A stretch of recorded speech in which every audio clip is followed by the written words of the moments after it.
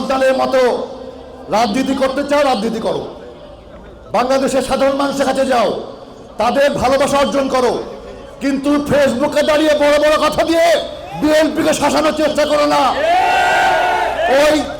ওই নির্বাচন কমিশন ঘেরাও করতে গিয়েছো, মতিহারের দুটো ওয়ার্ডের সমানতন লোক নাই।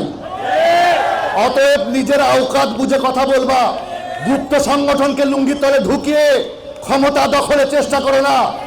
ক্ষমতার মসনদে বসে স্বপ্ন দেখো না। জনগণের কাতারে আসো, জনগণের কাতারে থেকে ভালোবাসা করে নির্বাচন করো। আমরা তোমাদের ওয়েলকাম জানাই। যাই হোক, ছোট ছেলে অনেক কথাই বলে, তাদেরকে শেখানোর আছে, বিএনপি তাদেরকে শেখাবে, তারাও শিখবে। কিন্তু আমাদের ধর্মান্ধ দল খুবই সাবধান। বিগত সময়ে আওয়ামী লীগের লুঙ্গির তলে, বালিশের তলে, কোলের মধ্যে থেকে বড় হয়েছে।